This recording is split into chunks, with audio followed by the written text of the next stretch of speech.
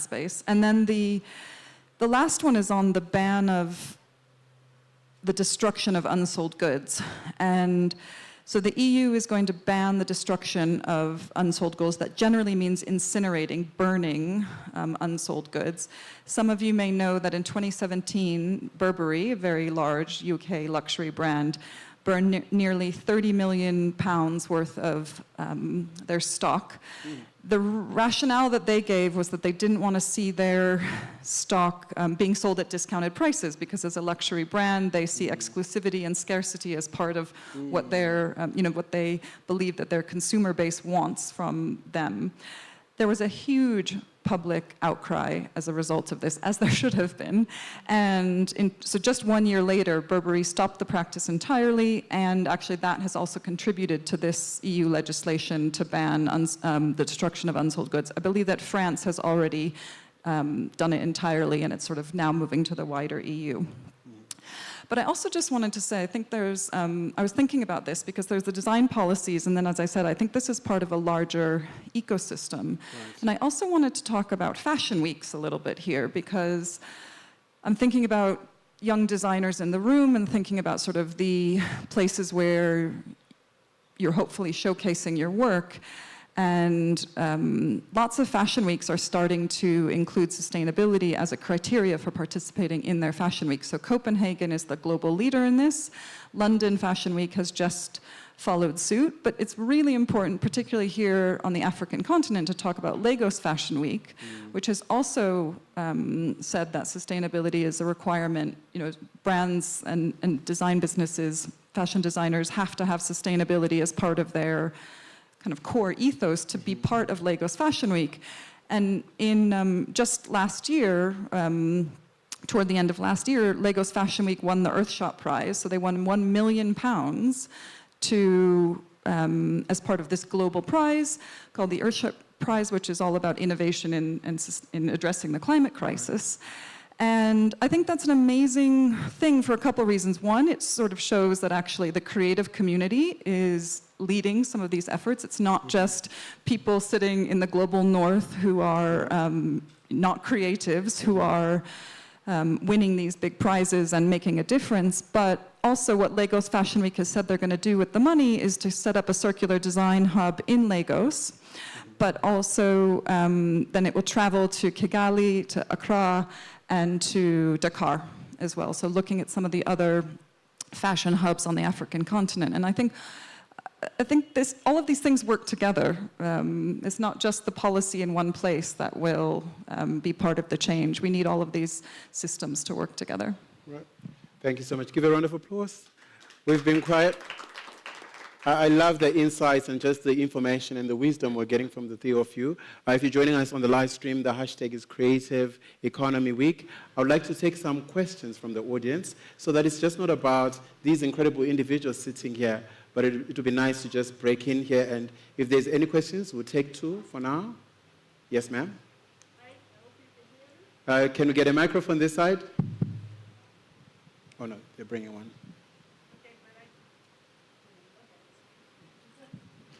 Hi, thank you. We've talked a lot about wool and different types of sustainable fabric. How is the position of vegan leather? That is something we are working with in our skills development under an innovation fund. So we want to know what's the global position on vegan leather. We are working specifically with Pinatex. All right, so I'm not sure who wants to take that on.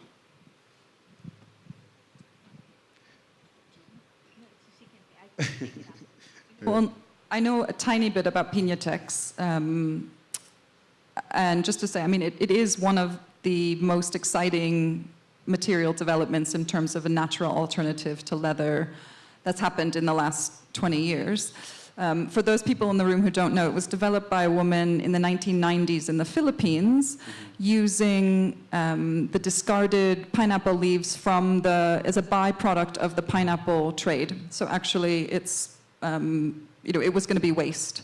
And so those pineapple leaves then can be, they're flexible and they can be used as an alternative to leather. It became a business under the name Ananas Anam, I think, in 2013.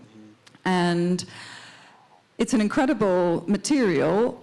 That said, my understanding is that they are currently using petroleum-based coating to make it sort of more like a leather material. But they've been open about that, and they're looking for more sustainable, natural coating materials. And so I think actually part of the only thing I would say on that is that my understanding is that it's an incredibly innovative material, also low, it's come from, it's a waste product that didn't have another use, so to be able to use it in this way is amazing, and there's nothing that's really come close to it, but that they're being very open about the fact that at the moment they're having to use a fossil fuel-based coating, and that they need help in sourcing a natural coating material. And I think this is where just being transparent and open about where the business is at the moment is really important. I think that's something that we would all probably say, is that no business is going to find itself to be completely sustainable, and openness and transparency is part of the solution here. Right. Okay. Thank you. Okay. I work with leather quite a lot. I think we can safely say the meat industry in Zimbabwe, you find that in an animal, we get to use 98%, 90+% of an animal, with more than half of that going towards the byproducts, such as leather, you get to use the other stuff for the chemicals, the drugs that we get to ingest, medical drugs as well. So the sustainability aspect needs to be looked into with a broader lens. As much as we want to focus on the innovative materials that we're able to create, the vegan innovative materials, we also, in the name of sustainable fashion or sustainable innovations, we need to look at how we are dealing with the present challenges that come with our lifestyles. We consume meat a lot. Bovines, your goats, your cows, beef industry, the beef, the chevrons, which is your goat meat, or your matons, you mention it. But the byproducts that come from that, in essence, that come from our lifestyle, is what we should be looking into if we have to address the issue of sustainability around our consumption, whether it's clothing or anything else that comes with that. So with that being said, we have a high leather production or turnaround or turnout from Zimbabwe, such that if we are focusing on the vegan leather production, it's an innovative side exploration, which I believe we can't afford at the moment.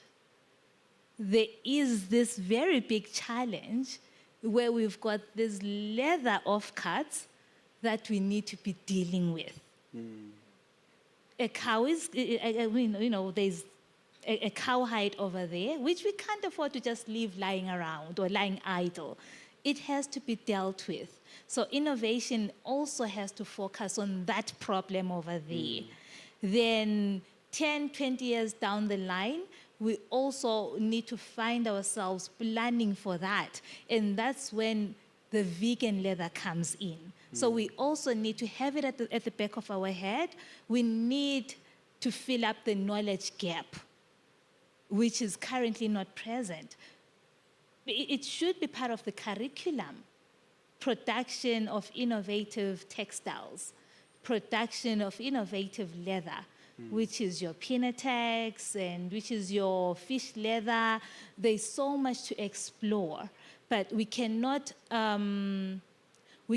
shy away from what our lifestyle produces, which is the leather that's over there. So I hope I did. I hope I did. I mean, I could tell the Ndebelenes in you because you really like your meat. Like you're talking about the beef and the meat. Like we people from the south side of Zimbabwe, we love our meat. We have good meat there, but I get to work with leather quite a lot, Yes, so yes. I know the problem that's there. I know the challenge that's there. Yeah. I agree with what she's saying. right. Yeah. Pineapple farmers in the Eastern Highlands. Right. Yeah. And There's a that problem. could push up their margins. Right. Okay. So I wouldn't put it at the back. Yeah. And the reason why we're working, the Pinatex came as, because I'm working with pineapple farmers, not that because we are making people grow pineapples. Right. Yeah. And they're getting very low. The process, the company that had got in touch with them from Japan was saying something like it's 10% or even less the amount of fiber that comes, like 100 tons of pineapple waste is about 1 or 10 tons of Pinatex. So that doesn't make sense to transport 100 tons to England or Japan for 10.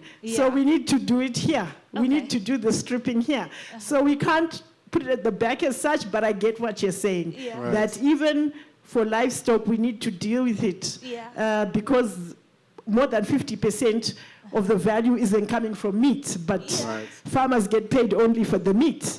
And the abattoir stays with the bones, the horns, and stuff like that. So not too much at the back. Not too much at the back here. You want to add something Just a while we're little getting bit. another question?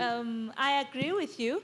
Just the other day, I was talking to my twin sister, and she says to me, "Nka, do you realize that we shear goats not necessarily because we need the wool, but because we're trying to, we're looking out for the animal.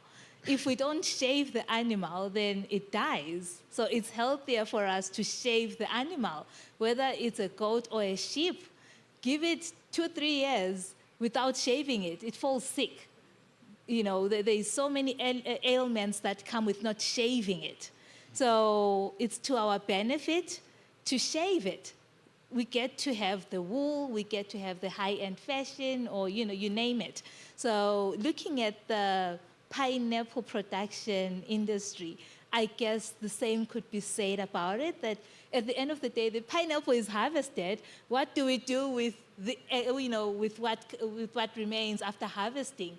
So I think the same blueprint can be applied to that.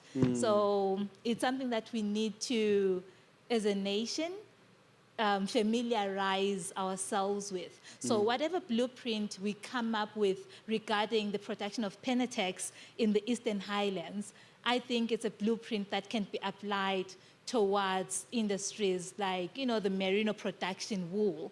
So yeah, I guess it's a blueprint that we really need to pull up our socks regarding that. We need to pull up our socks and actively learn more about it. Right. And yeah. Oh, thank you so much. Is there another question before we come back to the panel? Any question? So random question, Rahul. Do you think the Global South is leading the Global North in sustainable fashion, or is the other way around? It's like very random, because I saw you were like in your brains, you're like thinking, but I'm like, yeah, let me just break the ice. What's the question? Whether the Global So South... do you think the Global South is leading the Global North in sustainable fashion, or is the other way around? I'm not sure if I know the answer to that. I think sustainable fashion as an idea is not something that is maybe the same in the global north or the global south. So I think the definition of what that means will probably vary hugely from place to place. I mean, the example that that you were just discussing there. And, you know, there's leather that is a waste material, there's pineapple that is waste material. So those are examples of, you know, I don't see them as competition in any way, actually. They're both valuable resources that can and should be used. And that might be very different to an Indian context where, you know, there's more natural fibers, there's wool, there's hemp, there's cotton, you know, maybe there's more of abundance of certain raw materials, whereas in Zimbabwe, again, there's been discussions over the last few days about a lot of designers are going to these big second-hand markets and using, you know, garments that are, you know, semi-dumped in Zimbabwe. Now, you know, that's also not necessarily wrong. You know, I think a lot of sustainability comes out of almost necessity or survival, and you make use, certainly the whole industry in India of using wool or handloom or was not because it was trying to save the environment in any way.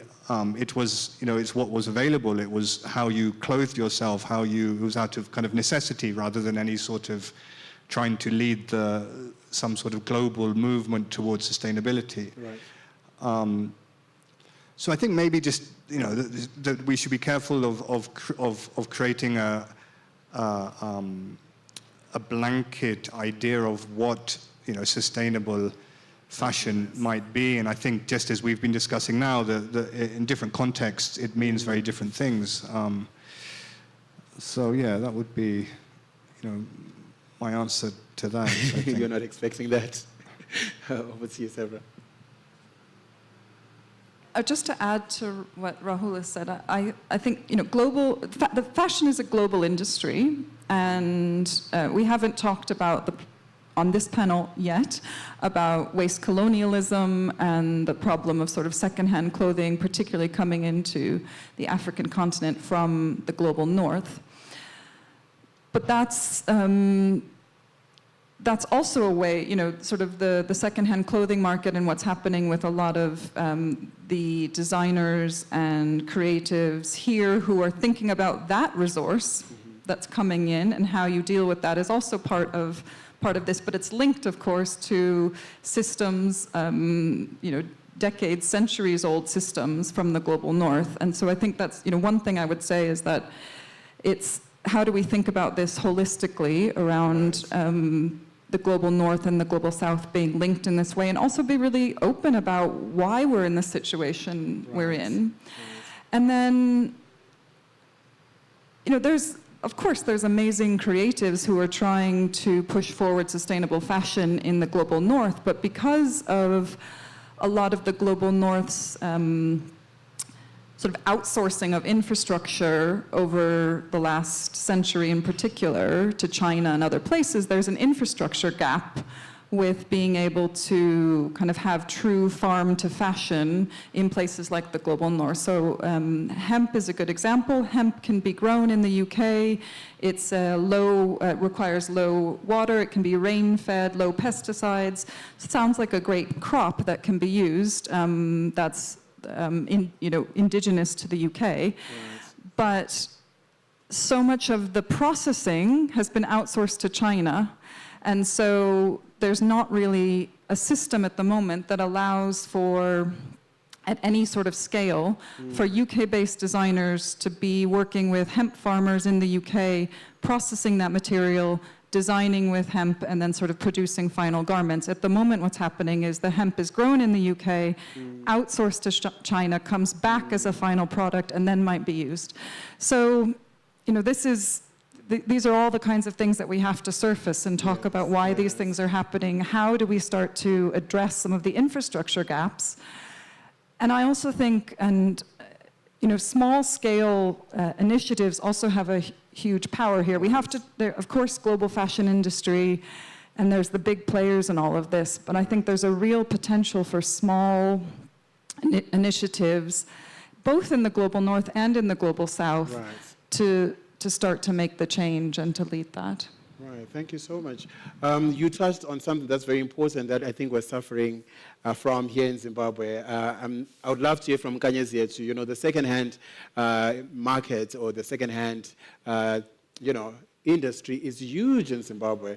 But as a fashion designer who's based in Zimbabwe, I wonder how that is affecting, if it's actually affecting you at all.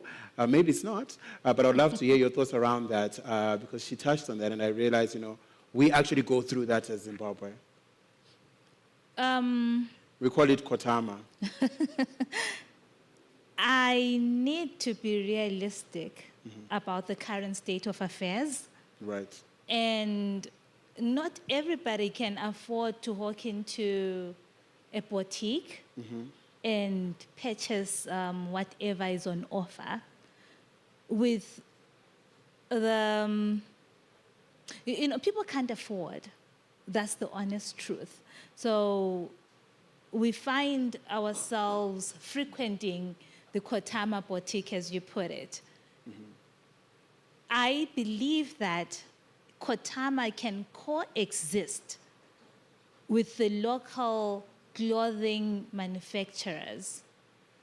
However, we need to lobby for policies that benefit the local market. Right. In the sense that whatever comes in, even if it's a bale that has cost you $1, if we set a levy that states that for every bale that comes in, you will have to pay $50 or $2 or $1, and that money goes straight into the clothing or the textile association to subsidize whatever costs we face locally. I believe we'll be making progress, because our reality is that we cannot compete. Currently, we are not in a position to compete with China, for example.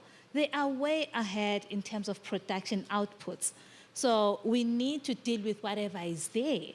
And while dealing with that, we have to bear in mind that let's make the most out of what we face currently. Right. And that means enforcing or introducing policies that benefit the local market. Right. Introducing levies or lobbying for levies that will subsidize the current costs being faced by local artisans, local manufacturers, because the truth is that our output as producers is not enough to feed the local market, whether it's in terms of pricing, in terms of the supply. We cannot meet the demand in terms of pricing. We cannot meet the demand in terms of the produce. So we need to work with what's there. So that means lobbying for policies that can help subsidize the costs that we currently face as producers. Right. So, Well, thank you for that. I think it's the policies that Sevra works in. I was on social media the other time, and I saw one of our guests here, Mandipa Masugu, having thoughts around the second-hand market. I would love to just throw it to you and just, hear your thinking around that, and if you think, where are we going, or what can we do better? Because Nkanyezi shared her point of view. I would just love to hear from you. She's I did not expect that. Well. I mean, I do understand the cost implications, but I think upon having multiple conversations with Unka, I think there's equally an importance that they've raised of creating an identity using, of course, materials that they forge using the sheepskin and so forth. And I think if we had an opportunity to highlight the fact that an identity is probably more important than, of course, the cost implications, I think would definitely take priority and see the importance of putting some kind of a levy on the what you call amapero. Penalties on bringing them in. Right. Of course, we do understand there's people that can't afford the clothing and stuff like that, but we shouldn't give more opportunities to people bringing those in, because I really think we're losing out on a great economy because we haven't put forward the fact that we need to highlight our identity through clothing and through the textiles that are already available. So just to add on to that, yes, I do agree to the impact adding levies would help. Taboka. Any question from the audience before we go on? There's one at the back. Good morning, everyone. Quick question. Do we have anyone from AMA here? Agricultural Marketing Authority? No? Do we have a representative from cotton farmers in Zimbabwe? I think they're coming soon after this session, right? We have a session on that. Okay, why I'm asking about those guys is because at the end of the day, she's working at the end of the value chain of what has been the seed. So what is our government going to do? Maybe it's a question for the next segment. However, it's a thing we should be thinking about because Agriculture Marketing Authority has a section for cotton farmers, and they should be spearheading in partnership with Zimtrade by Zimbabwe in terms of cotton. Because I was just thinking of my sister's obsession with Egyptian cotton. How come we no longer have that Zimbabwean cotton brand back in that mix? So as you're designing, why don't you add a fact that this is hand-picked cotton from Zimbabwe and it's by Zimbabwe cotton? I don't know, it's just my thoughts. Thank you. Thank you very much. Kyle, we're talking about cotton this morning. Yeah. Yeah. Thank you for the observation. These are conversations that become more interesting and worthwhile if we are putting our heads together as a collective. And to respond partly to what you've raised, Zimbabwe has some of the best cotton in the world. However, I have minimal access to it. And when I say I'm not just saying I as Nkanyeziyethu Malunga, but I'm speaking on behalf of many other artisans or creatives, mainly because the cotton that's farmed locally is exported as a raw material, which leaves us with little to work with. And with what comes back, it's mostly fabric that I'm trying to be politically correct. It's fabric that comes back in the form that really does not place me in the best position to compete globally. So with that being said, it's not just something that I can push for as a designer. There's so many, everybody in the value chain has to find themselves advocating and lobbying for the local access of cotton, not just cotton, but there's many other materials that are produced locally. So it's a collective effort to fight for the accessibility of these materials to us, local producers or local creatives.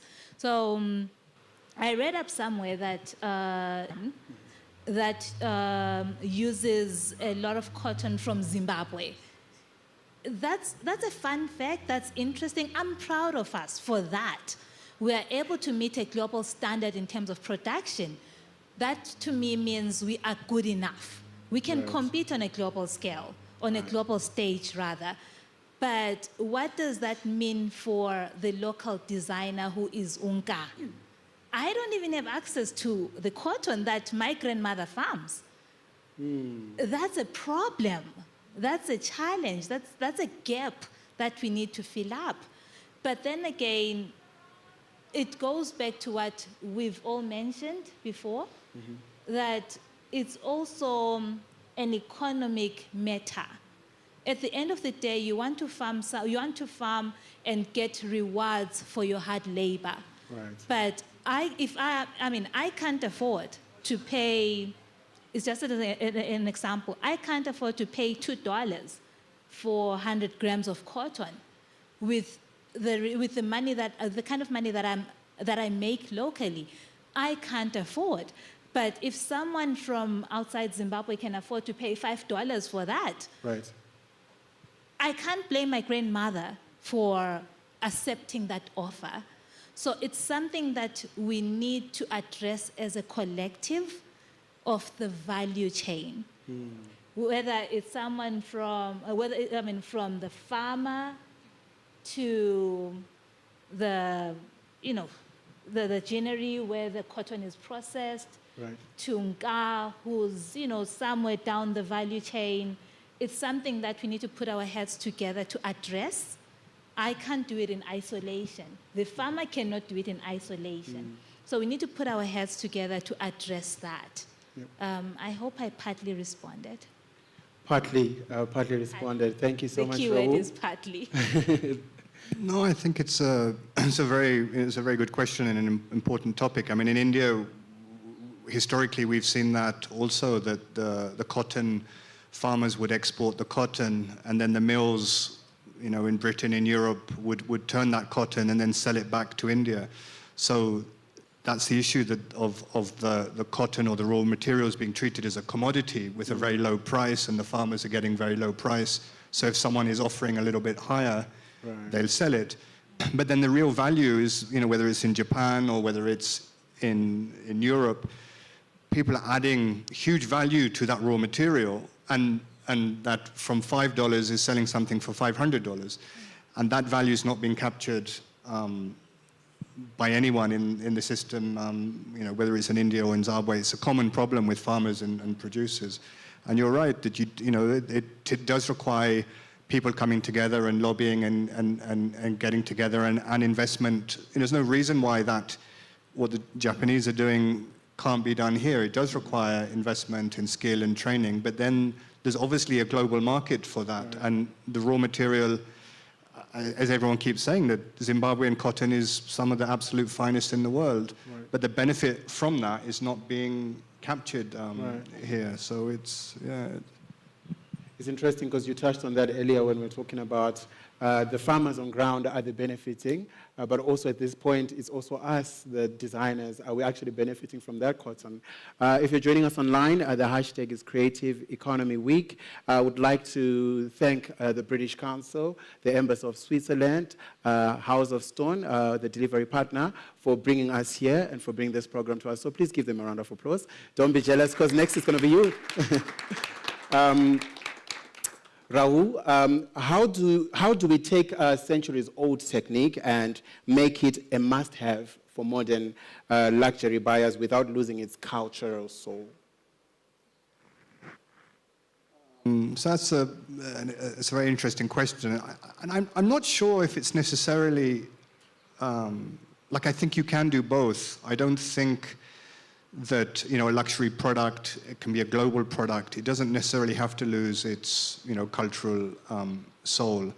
I think what we've all been talking about a bit this morning is about storytelling and narratives. And I think when you extract a technique, a craft, a product, a cultural motif, and if it's used in an extracted way to gain value and make as a commodity, there is a risk that the kind of the cultural soul is lost.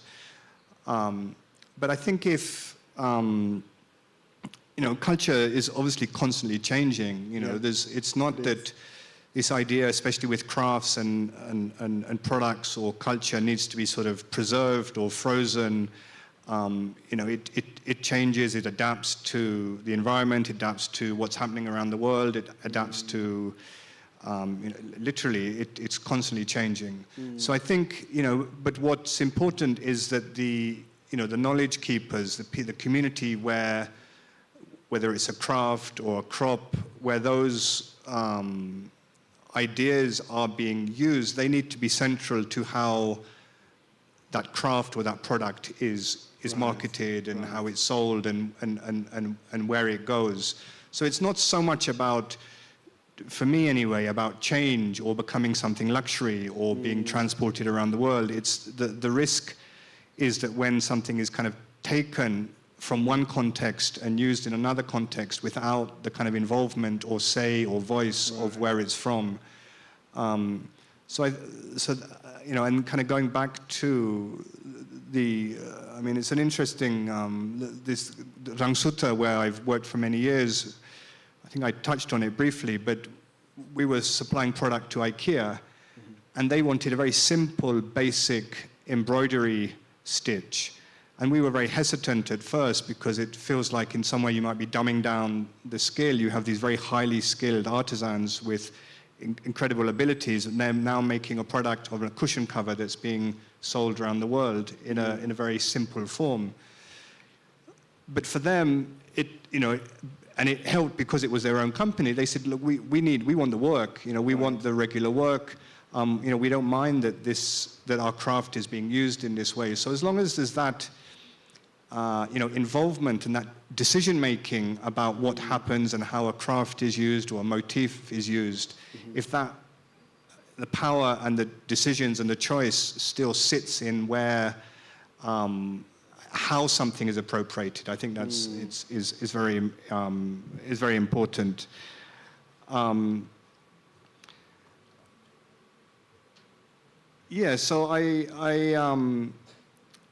I think it comes down to kind of structures and systems and institutions and where the power is head, not so much about what happens or how it changes or how it's used, but it's very much about what are the systems in place that ensure that a community or an artisan or a farmer is kind of central to how it's used and what is done. Right. No, thank you for that, Sevra. You want to add something? Just to add, in fact, Rahul and I were speaking about this yesterday, as we've been kind of this evolving conversation around luxury and what luxury means. And I think in a way, just to go back to the original question, it's about what is the must-have? And the must-have should be the involvement, the fair wages, the transparency, and the buy-in of the artisans who've been part of that. So that's what we're sort of, I suppose that's the ambition, is that becomes the must-have as part of the luxury market, not the high price point or the exclusivity, but actually the must-have is the people and the skill that's gone into it and knowing where that came from. Right. Thank you so much. I see there's so much sun over there. Please, you can come and sit in front. There is shade because it's hot. We can feel the heat here. I can imagine if you're directly in the sun. So there's some seats in front here you could move and just occupy some space. And also, it would be great if we can tell the guys with the music there that we love the music, but it would be great if it's just lowered a bit because we end up dancing here. Rahul has incredible dance moves, so we don't want to tempt him to start dancing. Sevra is even the best at the Royal Ballet, right? Right. Thank you so much. Are we okay there, Tariro? Would you like to move forward? Are you not in the sun? All right. No, thank you so much to our panelists. Is there any questions? Because I think the idea is for us to have a back and forth conversation. So if there's something that you want to add on or a question that you particularly have for anyone, it would be great to get those questions. Anyone with a question, contribution? Is it understandable? Are we getting it? Are we getting an insight on what we're talking about? Do you have a question, Rutendo? Mandisa has a question over there. Great. So I heard about, of course, the woolen shaved goats and the dye. I've never been able to find out where to get that product. There's no shop I can walk into. There's no village I can go to. Where do the products go? And I get that there's teachings behind how to make the dye or where to get the dye, but how is that information passed on if we know about this rural economy, but it seems to only stay there? So where do we hear more about it?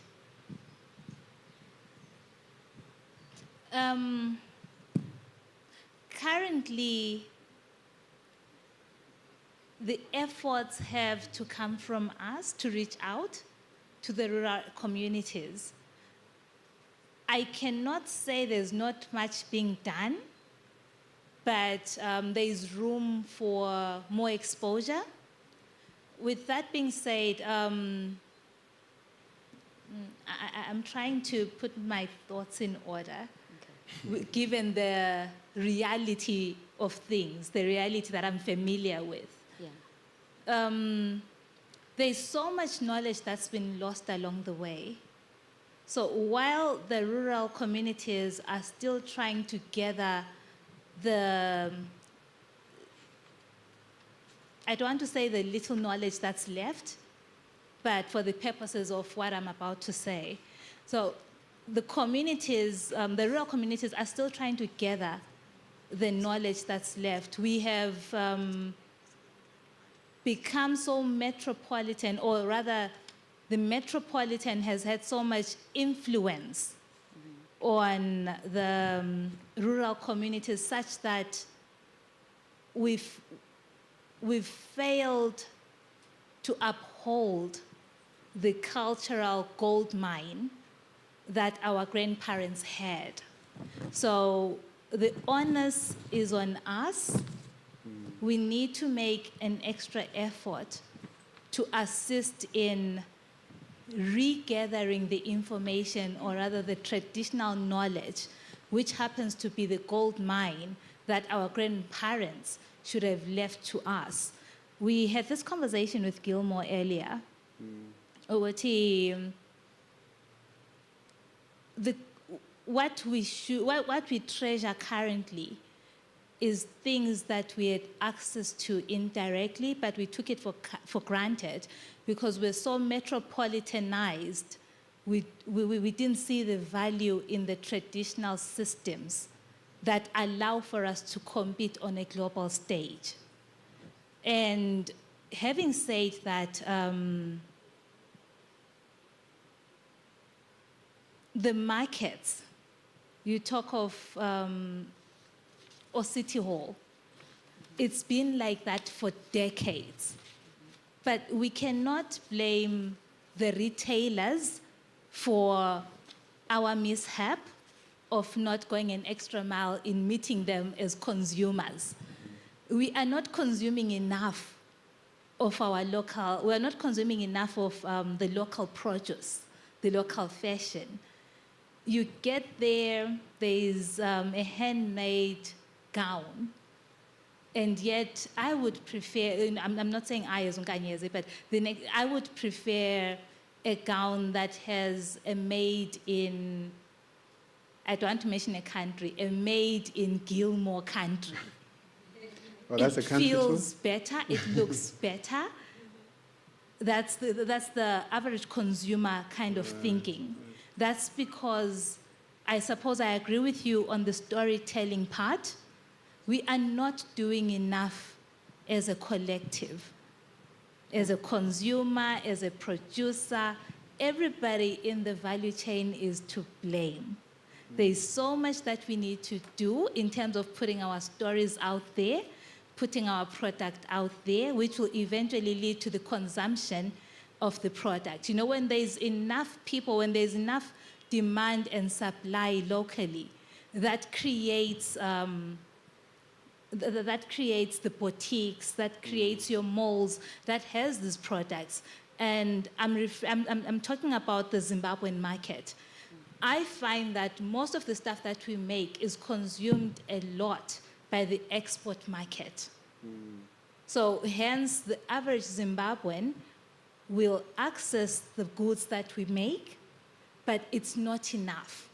Sure, before I go. Yeah, no. You can. Okay, so just to add on to that, taking from neighboring countries, for example, Tibakalanga from Plumtree, Botswana, right? They have cultural events that insist you wear cultural attire. Hence, we can identify that Tilibakalanga, we wear the black skirt and white top, right? However, when I go to my grandmother, she tells me, no, that's for rainmakers. You cannot wear that. So, But then naturally, when I get invited to a cultural event outside of the country and I want to wear that, I don't have the information that maybe you have to say, okay, as a Kalanga person, this is what I can wear at a cultural event outside of the country. So once again, taken from another country, South Africans' cultural attire, that's not it in its explicit form.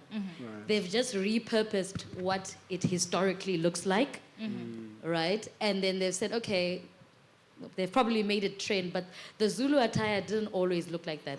Over the years, it's evolved until it was what it is today. So, using Botswana and South Africa as the two examples, is it prudent for us to leave that information in rural villages for when it's ready to then come out to us who want to consume it? Or is it not for us to right now find a way to market it like Gilmore has done through I Wear My Culture, the documentary? How can we use the information from Ukoko, put it out there globally, and also put it out to us to say, guys, this is what we found the Kalanga people wear. You can, of course, use Nka's information and knowledge and repurpose your attire and, for lack of a better word, pimp it as you go to different functions. Why is that not the case? Because it will take really long if we wait for documentaries and research. You are an events planner, events facilitator. There's so much that you're doing. I'll throw it back to you. I'll throw it back to you. I mentioned earlier, and we've said this before, that we cannot exist in isolation and prosper or excel. This takes a collective effort from your event planners. It takes a collective effort from your creative alchemists. It takes it's a collective effort from your storytellers, from Ukoko as well.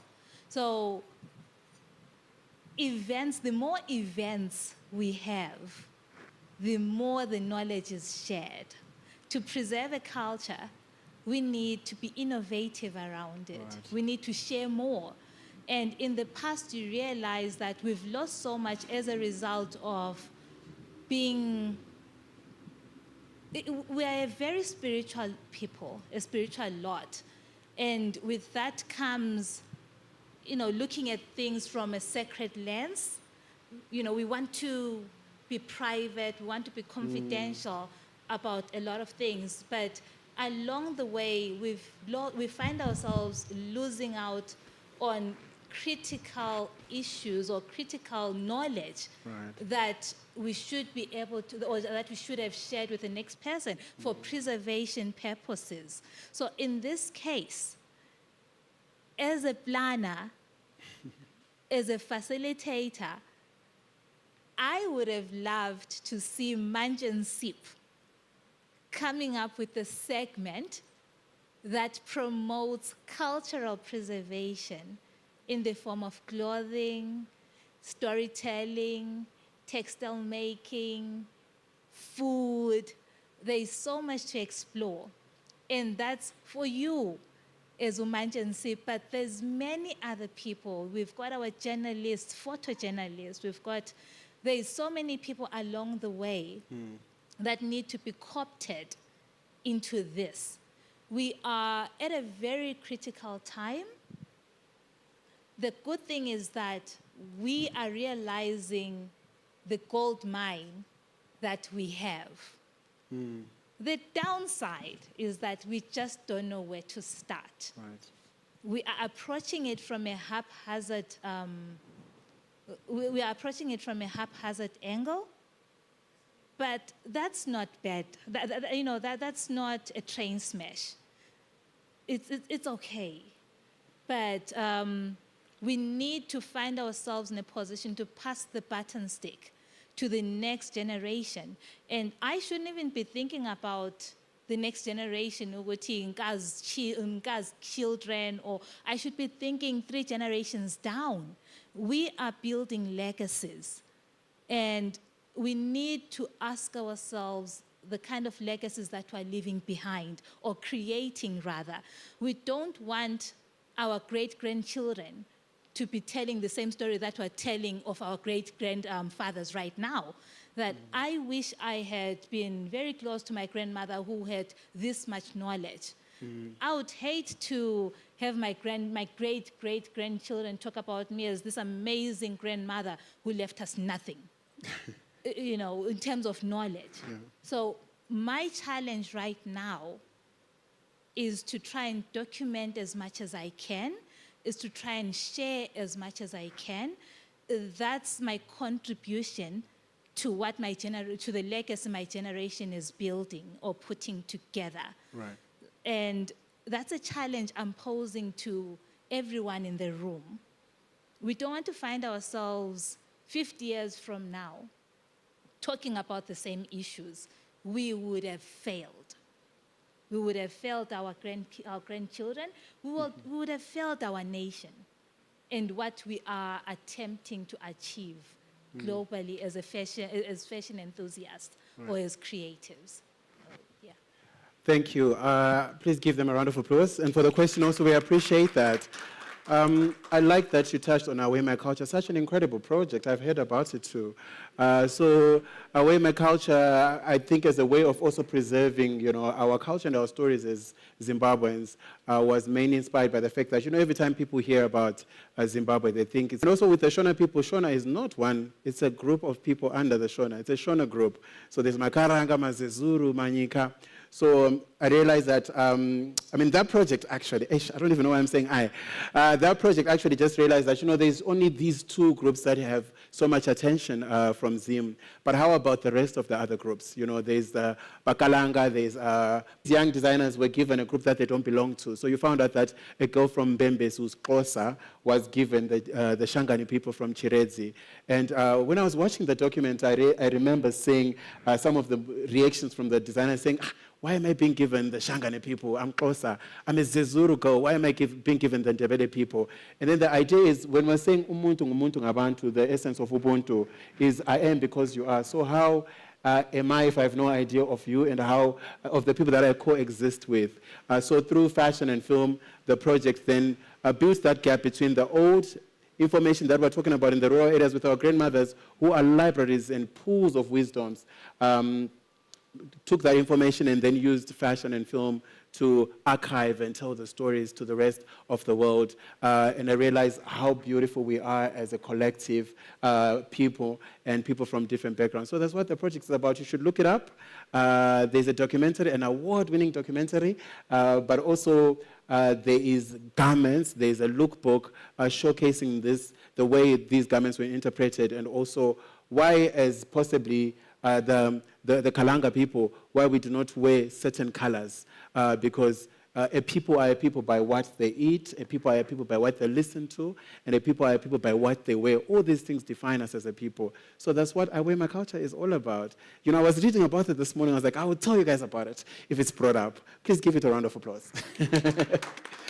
And I'm the curator of the project. I think as we're about to wrap up, because we have a few minutes left, we still would like to acknowledge the British Council, the Embassy of Switzerland, for making this possible, and also Haus of Stone, the delivery partner, for making sure that we all come here and we have these conversations. They're important to us, and it's important for us to start thinking deliberately on how do we become part of this whole ecosystem.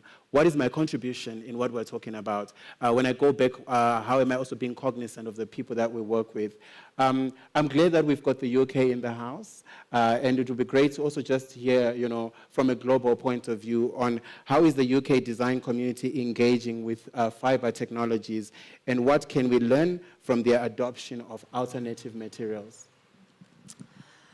Thank you so much, Gilmore, for the question. You know, the UK design community is, like I think a lot of creative communities, thinking very deeply and seriously about how new textiles, new fibers can be surfaced to address issues of circularity, high performance. There's also a big sort of move around smart materials, digitally connected materials. There's, this is generally being led by a lot of the research institutes at the universities around the UK. And as I referred to before, I think there's a lot of designers in the UK who are thinking about, who are working at a small scale, thinking deeply about where the material that they're working comes from, and how that becomes their final product. I'm going to use this opportunity to talk, though, about a British Council project which builds so beautifully on what Nka has said about the collective efforts, and also really builds on what you've just described around I Wear My Culture, because we as the British Council, our work is about connecting people across borders, across cultures, and I think that there's nothing more beautiful than connecting with someone else from another place or another culture and learning, and coming back to that thing we've been talking about, which is sort of always learning, always being open. And that's something that we put at the heart of a program that we have been running for 5 years now, and I have the reports here, and it's the way that the program is called New Landscapes, and it's the way that I first met Rahul and Joe Salter, who's in the audience and who spoke yesterday. And the program is about supporting the UK sustainable fashion and textiles sector, working together with counterparts around the world. So for 2 years, we connected UK creatives together with creatives from Nigeria, Kenya, Indonesia, Bangladesh, India, Pakistan. And then because of the vibrant and sort of the dynamic creative community in India, we then ran a specific 3 years just focused on UK-India collaboration, which is how Rahul and I first met. And so I want to talk a little bit about sort of to this point around two points, really: the importance of the collective and the importance of working together across and bringing different perspectives to the table, and how cross-cultural and how cross-border connection can propel innovation, really. And the other point is that, and I tried to allude to this earlier, but just to emphasize the point, that the situation that we're in and trying to create a global movement around sustainable fashion won't happen from one place. It will happen in many different ways. And I think if I just talk briefly about some of the projects that we supported through the New Landscapes program, there was one that was focused on the future of sequins for the luxury market, but sequins being mostly made from fossil fuels, plastics, and so looking at a new future for sequins, specifically for luxury fashion made out of algae, so a natural biodegradable material. Then another project that was looking at the future of regenerative cotton, but specifically for use in underwear, and so that it's fully biodegradable and not using elastane in the waistbands of underwear, so that you can actually just return the underwear to the ground when it's no longer needed. Another looking at mending and repair. Another looking at natural dyeing at scale. And then the project that Joe Salter has been working on, which is circular handspun, looking at how textile waste can be used in the handloom craft clusters, specifically in India and potentially elsewhere around the world. And then the project that we've been working with Rahul on, which is looking at indigenous Indian wool, India having the second largest sheep population in the world, with much of that wool being discarded. How can we use that product and tell the story of the provenance, tell the story of the farmers, and create kind of opportunities for that? And so I mention all of these because it's tackling sustainable fashion from all different angles. And that's what I think is really exciting, and where I think the future of this is. It's about people connecting, it's about the collective, it's no one designer feeling like they have to do it alone, learning from not just other countries, other cultures, but also other industries. Something, and I mentioned it at the beginning, my background is in architecture. I feel a little bit out of place in the fashion and textiles conversation, but a lot of work has also happened in natural materials, in the construction industry, and I think there's ways that we could look at cross-pollination, you call it, things that have been happening in one area, how might that be translated into a different industry? And I think that's where it's a really exciting time to be part of this movement. Thank you very much. Give a round of applause.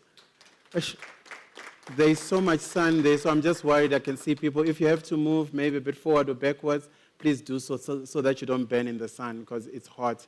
We can feel the heat here. I can imagine if you're directing the sun. As we're wrapping up, Rahul, just looking at the topic and what we're talking about, what are some of the things possibly that you would have loved to say or that you would love to say before we close the session in connection with the topic? So I suppose maybe just to slightly kind of recap a little bit, as I've been sitting here thinking and listening to everyone, I think there's, in terms of sustainable fashion, there's a great opportunity kind of globally, because there is an increasing movement to what is deemed to be valuable, what is deemed to be luxury, is moving towards understanding where it's from, what's the landscape is it from, who are the people who have made it. And that's a shift from before what would have been a kind of luxury brand was more about just the design of the product, the logo, the price.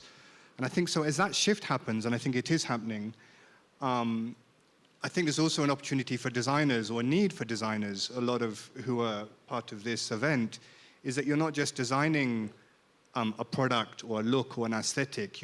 It's important to be involved in the supply chain, understand the supply chain, understand where the margins are, understand where the power is, not only because there's maybe a moral responsibility, but actually even from a business point of view now, understanding where something is from, where it sits, the landscape, that's where value is also being created. And there is a market for that, for people who, for them, that is what luxury is, and that is what they're willing to pay. So I think it seems to be a good combination of a movement towards the importance of provenance and where something's from.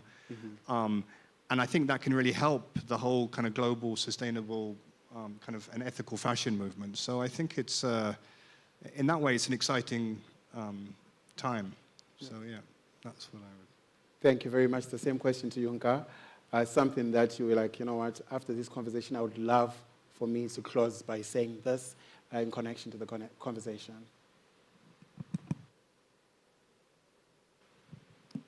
Don't take 10 years. Thank you for that. I need to be mindful of what comes out of my mouth. What I would like to say, my God, there's so much that's been said. But I would like to acknowledge what Rahul and Sevra have said. From Rahul, I must mention and highlight the influence of home industries, of the creation of home industries that India has posed on us. He mentioned the shepherds that they work with. He mentioned the weavers that they work with, and so many other people. The way he put it, I then realized that, they are hands-on, they are knowledgeable about the value chain, everybody that's involved in that value chain, which are lessons that we should be taking as well. Right. And we are doing that, yes, but I don't think we understand the impact that we intend to have with the growth of our industry. Previously, we did talk about this earlier, that it's been treated like an expensive hobby that we just take part in as a sector, or, but we are attempting to shift that narrative.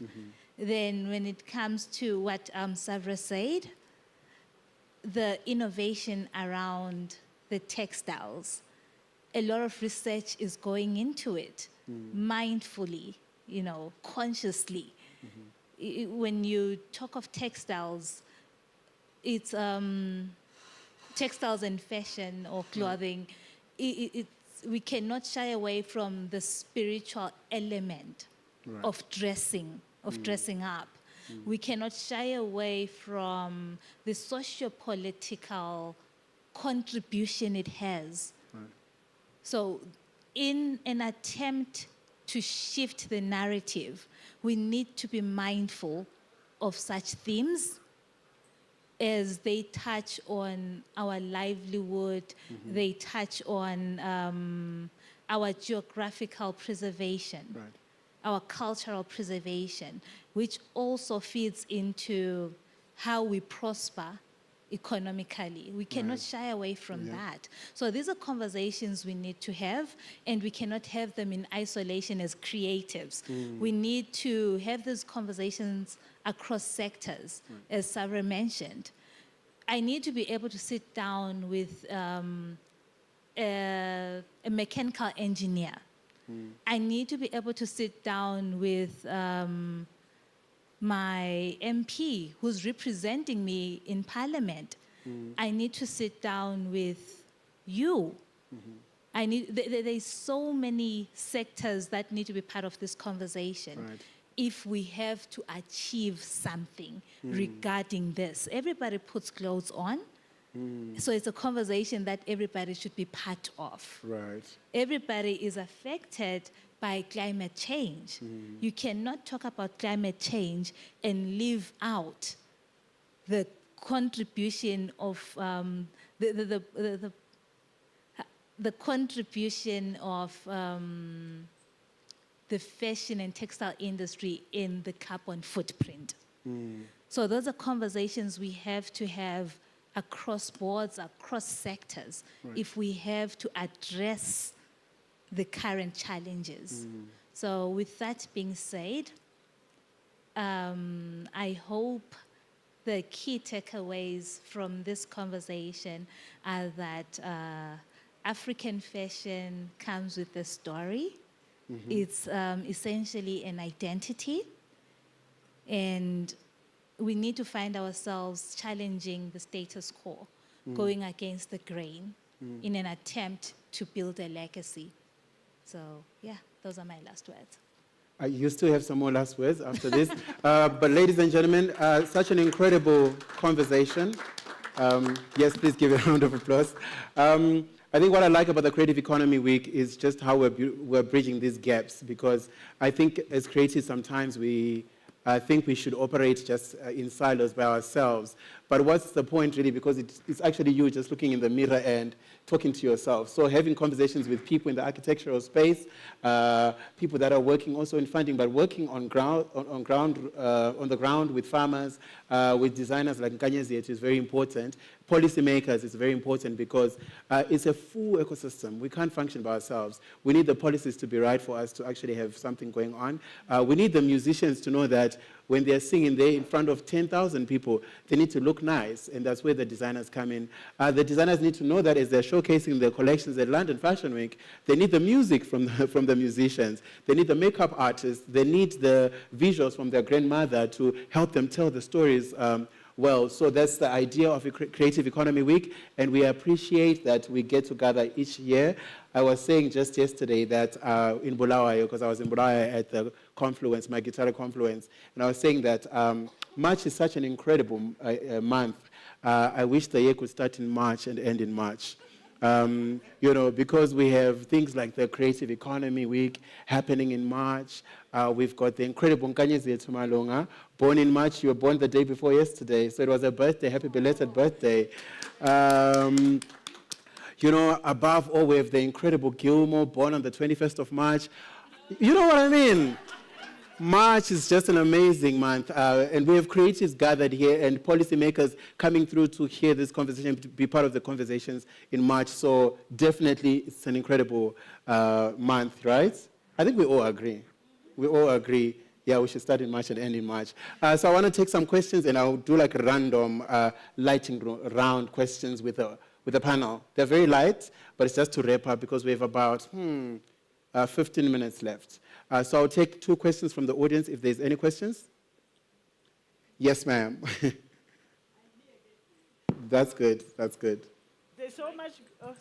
There's so much going on, and where is the sharing platform where we can learn what's going on and where we can also share what we are doing in the textile industry? As Nkanyeziyethu said, it's an intersectoral collaboration. Yes. I work in the vocational education sector. We need to start at the skills development. Right. Where do we share? Where do we learn what people are doing so we can collaborate? Would you like to respond, or I can throw that to the British Council? Because you have so many projects that you're running that can touch into this. I'm putting Farah on the spot. Thank you for the question. So in terms of where we should learn, I think Kanye said it, and Mandipa, yes. We, as Zimbabweans, we need to change where we are. I think how we curate our own daily life. Where do we actually go to learn? Because if you look at the crafts industry, the textile industry, it's rich. It's only when you cross the borders that's when you see made from Zimbabwe. Oh, I was in Zimbabwe. We had Batoka on Tuesday, I think. They were from Victoria Falls. They operate Victoria Falls Binga, and that's a rich crafts community. As British Council, we have a lot of projects within the fashion and heritage space, working with local artisans, working with fashion designers, going into where the work actually begins and starts from to be able to bring all that body of work.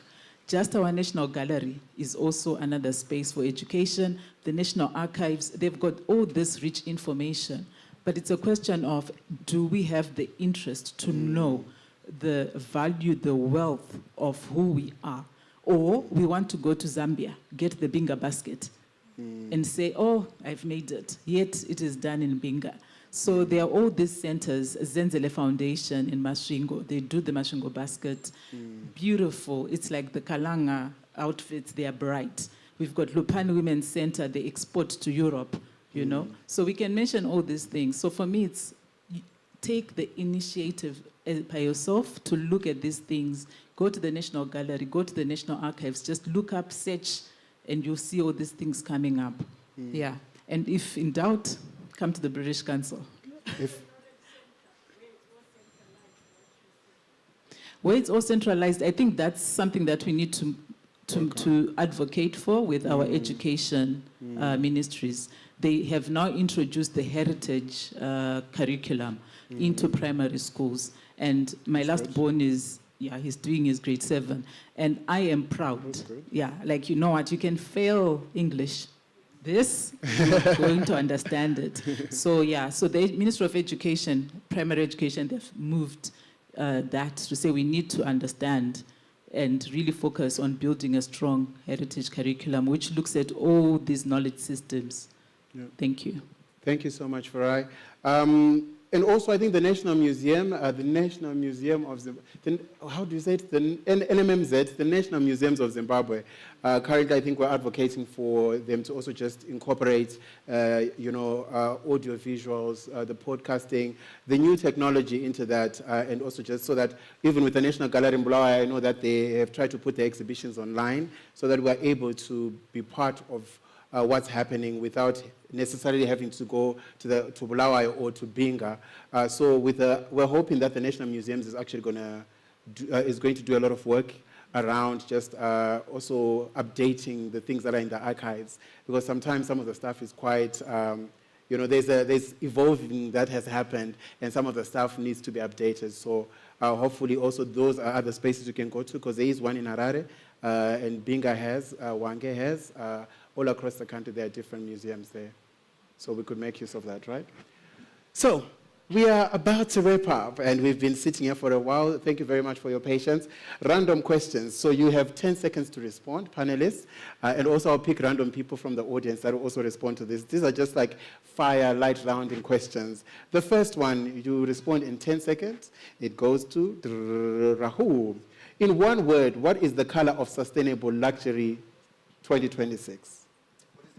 What is the color of sustainable luxury in 2026? 10 seconds. I think it's about where, provenance, where it's from, where understanding the provenance, the location, the people, the landscape. For me, that's absolutely and critical. The 10 seconds is gone. Is that the color? The color? Oh, rainbow. Color. Rainbow. She said rainbow. It's the color. All right. But also that could be a color, but we just need to find how we put it in the Oxford Dictionary. The tech question, Nkanyeziyethu, you've got 10 seconds. Does AI help or hurt indigenous artisans? 10 seconds, starting now. Does AI help or hurt indigenous artisans? Your 10 seconds are going while you're switching on the microphone. We cannot deny that AI is there. So if we continue to live in a vacuum, we are losing out on the benefits that come with AI. Mm-hmm. So it's on us to influence or to feed what AI has to offer. So, yep. Perfect. It complements. It complements. It complements the efforts of the artisans. Lovely. Yeah. Over to you, Sevra. This is the legacy question. What is more important, saving the technique or saving the landscape? 10 seconds, starting now. That's not a fair question, and you know it. We have to do both. But culture, we need to preserve culture, and we also need to acknowledge that culture is changing. The landscape is also changing, so we have to think about it all. Thank you very much.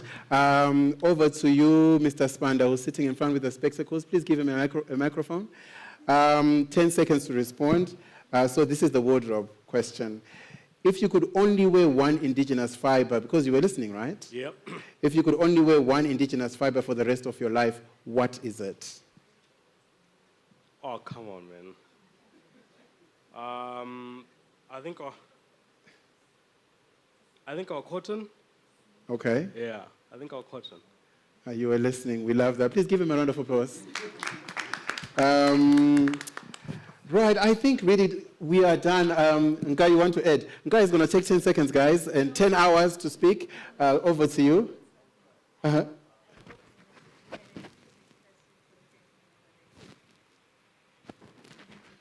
Which gentleman? Do you have a question for him? Please ask him a question. Which one is that one, Nkanyeziyethu?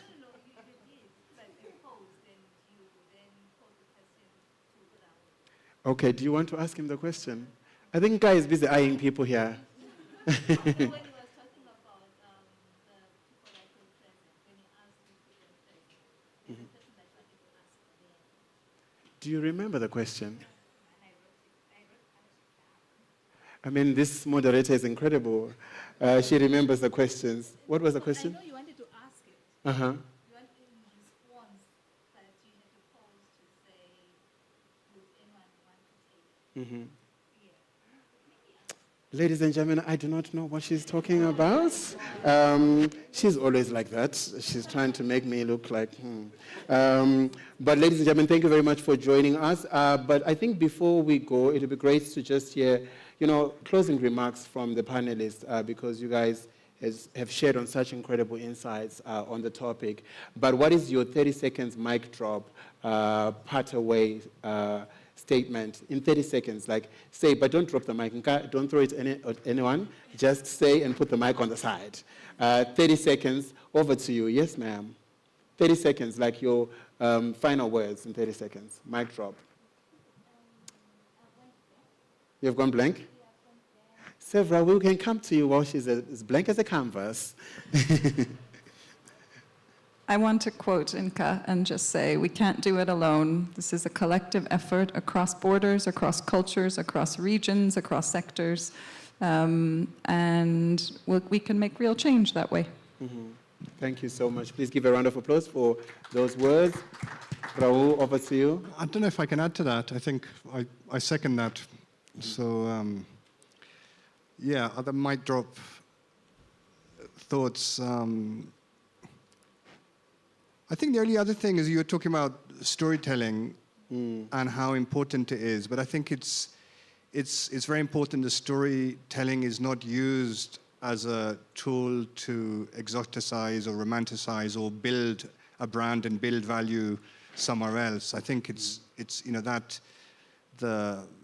what the authenticity of the story, or the stories need to be told by the farmers, the makers, and to have that voice and have that power to be able to tell people's own stories rather than stories being told about something that's then being used. So I think storytelling is hugely powerful and important, but it's very important who gets to tell the story and who gets to shape that narrative. You remembered now. No, I may as well share my last words, my that. parting shots. Sustainable fashion should be a lifestyle. It's not something that we get to put on as I'm leaving the house. It's not something that I can just purchase over the counter. It should be a lifestyle. So how we fit into it or how it fits into our life, it should be it should complement. We should be complementing each other. So sustainable fashion should be a lifestyle. Thank you very much. Thank you very much, ladies and gentlemen. I think as they were talking, I was just noting down what I would love to, my takeaway from this. So I noted down that if there's one thing we've learned today, it is the future of fashion, and it doesn't require us to invent something entirely new. It requires us to remember something very old. We have seen that luxury of tomorrow is rooted in the stewardship of today, protecting our landscapes, honoring our livestock, and ensuring that the hands that weave the fiber are the same hands that reap the rewards. As we leave this room, let's stop asking what fashion costs and start asking what it sustains. Thank you to our incredible panelists for showing us that the most sophisticated technology we have is still the wisdom of our ancestors. Thank you very much.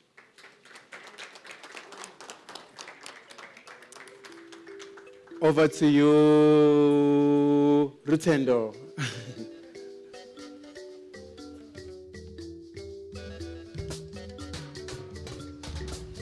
Well, thank you. I think we can do better than that and give them a better round of applause. Thank you to our beautiful, incredible moderator, Gilmore, Khumalo, and Sevra, Rahul, and Ka, our amazing panelists. So for this morning, the sessions are over. You have the rest, well, it's an afternoon. So the rest of the afternoonish poll. What are you saying?